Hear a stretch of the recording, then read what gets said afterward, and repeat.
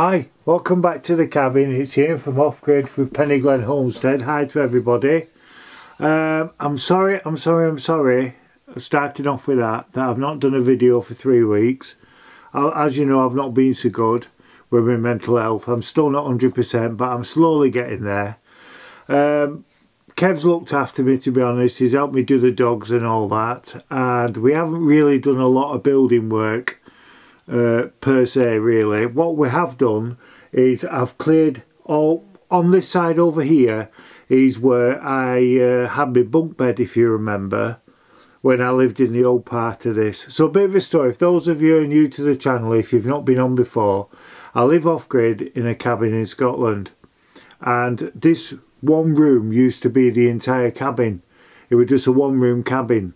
So I've got my range cooker there, which I'll mention in a minute, and I've got my sink, I've got my gas cooker here at the back with a washing machine, and then I had my bunk bed that was over there. And then I used to breed Labradors, so I used to have litters of pups underneath the bunk bed. I made an area for it, and then I've got a worktop here as well. So, and then I've got a settee, and then about 6-7 years ago I got a solar system which is on the roof, obviously on the old part as well, and I've got batteries down in that corner as well with control panels and everything like that. And then what happened was I decided about 2 years ago, because it took me 2 years to build it, well, we're still on with it, to be honest, I was going to build a big extension for myself. So I've got through that door there, I've got like a small lounge area that I've got a bed settee on, so I sleep on that. And then you go through that door, there's a bit of a corridor, and you go down there and there's a big lounge area, and then there's a small pantry at the side. And then if you come back into this area here, then I've got a log burner. And then if you go through the door going down, then you go past the utility room and the bathroom, and then you go to the bedroom at the bottom, which is where Kev sleeps, because that's his room. So Kev came to stay with me about a year ago now. It is nearly. He came to stay with me. He only came for 2 weeks and he stopped. So that was good news. So he stopped. So obviously he has the room. So he has that. I sleep in there. And then hopefully next year I'm going to build a small, only a tiny small room at the back, other side of this kitchen area.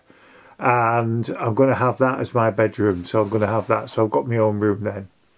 But where this bunk is here that I've pulled out, then I've got a gas boiler that I'm going to fit, and then I'm going to knock this section out that's here, and then I'm going to have a walk-through kitchen, and then I'm going to have an island in the middle, because I like cooking. I'm not very good at cooking, but I'm learning as I'm going along. But I'm a baker, so I used to work for my brother as a baker for quite a few years. I grew up in the bakery. So I can make pies, pasties, bread. I can do all sorts of stuff like that. So I'll be doing lots of baking because I like fresh stuff. So that's that. So like I say, we have go back to it now. We have solar on this section here, and then on the extension I've got a big massive section of solar panels. Now they're not connected yet because we need to get the control panel, order that, and then rewire it all there. So I'm going to turn camera around here a sec. So what it is, that area there, I've cleared off all my shelves near enough, and then tonight or tomorrow I'm going to take all them shelves down, and we've bought some racks. So Kev's put these racks up, and then I'm going to put racks all the way across, and then we've got some new batteries, so the batteries will go on that, and then I'll take that battery bank apart down there, top up what I need to top up with the ionised water, and then hopefully I can salvage some of them old batteries, and that'll increase our battery bank. We've got 10 brand new batteries, 130 amp hour batteries, lead acid, so they'll go on. And then down at the bottom I've got 6 130 amp hour batteries, so if I can salvage them I will, and put them into the system. But what I've got at the top, I've got 3 110 amp hour batteries. Now I can't use them on that system because obviously they're a different amp hour. So it's not recommended you do that. And then on the top shelf I've got 2 all power stations. I couldn't get my words out then. So I use them on the night. So what I do is I run everything that I need to run during the day, like the washing machine, the fridge freezer, and everything, all the other things, day-to-day living stuff, runs at the moment just on that small battery bank at the bottom, lead acid ones, and then during the day they're charging up them power stations I've got, and then when it goes night time and the batteries have drained what power is in them, then when they go flat I then flick over to the power stations and they get us through till morning. So with the extra batteries we've bought and all the extra solar panels, then even in winter we shouldn't have, fingers crossed, shouldn't have problems. So we're hoping to order as well a big diesel tank. I've got an itchy chin, I apologise. We're hoping to order a diesel tank for out the back so we can get diesel delivered, because at the moment we rely heavily on Heather and Richard, who's next pot up for me, who's very kind, and they take me for diesel when I need it, well, when they're available. So they're very kind that way, so we don't want to be a burden on them by keep asking them. So we're going to get our own tank. So I've had a bit of trouble with my generator as well. Right now, all those of you who are mechanics, bear in mind, I'm not a mechanic. So what it was, the diesel was spluttering about 2 weeks ago, so I put oil in. So when I put this oil in, I presumed I put it to the right level. It looked like it to me with dipstick going in. So we've not had the generator running for a few days, well, for about a couple of weeks. So I've had it on anyway today, well, yesterday, and it didn't sound healthy at all, and it wasn't taking a heavy load.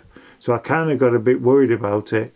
So I went in, I got the dipstick out, and as I pulled the dipstick out, oil were coming out at the same time. So obviously it was choked up with oil, which I didn't know I'd done. I didn't, honestly. So I got an oil pump, that came today. So it's like a suction oil pump, you pull it out. So I've sucked out a load of oil and I've got it under the right level now. I've checked it, I've had it running, and I've checked it after it's run, because obviously the oil expands, and it's running perfect, and it's taking all the load down and everything. So I will look at it, damage it there.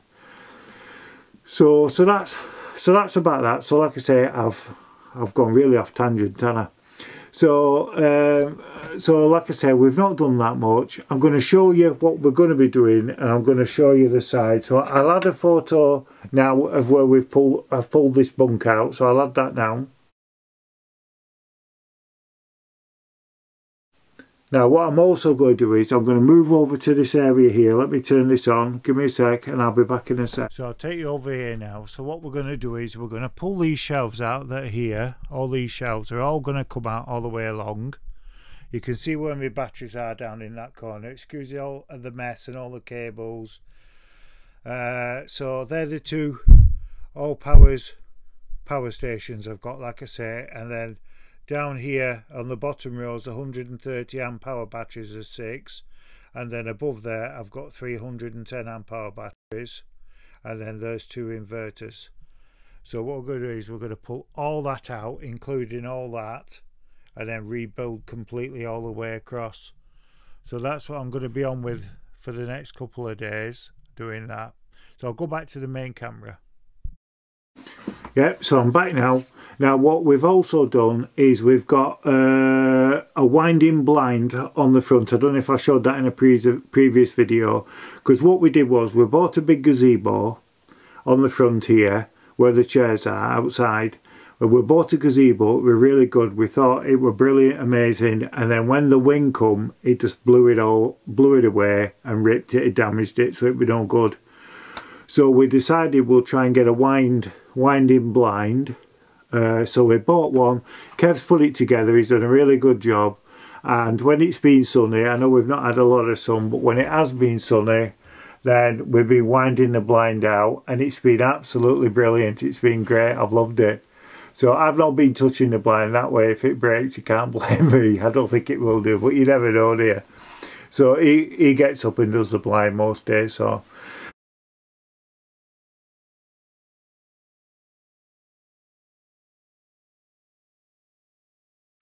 So we've done that, and then like I said, we've done that job over there, and I'm hoping to fit a boiler soon. We're going to be doing a bit of a video on the boiler. So that's about that. So what else I've been doing? Oh, I've had an email. I've had an email off a lady asking if I show a photo of my range cooker, because she wants to get one. So I told her that, I wrote back to her and I said I got it off eBay. It's best thing I've ever had.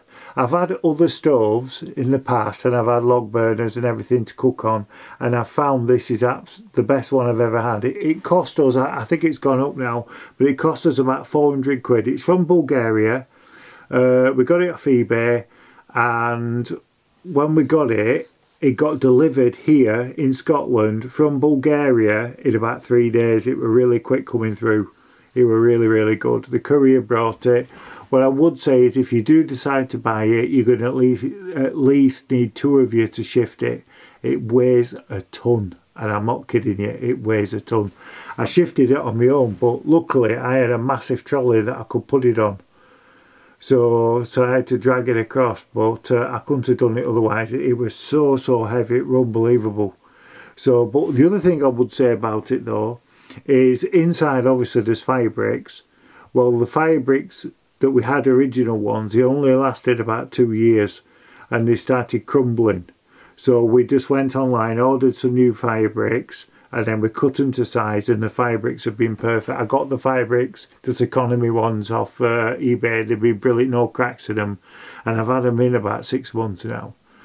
So yeah, but I would, honestly, I would recommend it. You can get at least 4 or 5 pans on. I've got where I put 2 big water pans on. I light the fire, and then I put the 2 water pans on, get them bubbling, I move them across, and then I put the rest of the pans on them for cooking. I do it that way, and then on a night I let it go out then, and then on a night I bring the pans back over and take the lids off, because obviously with the boiling water it produces a lot of heat, so I have the door open and the heat goes round. So a lot of people have also asked me, why do I have 2 great big pans of water all the time boiling away? It's simply because it's heat. So they give off tremendous heat obviously when they're boiling. So it just heats the place better. So I found that way it cuts down on wood there, doesn't it? So that's a good tip for anybody, that.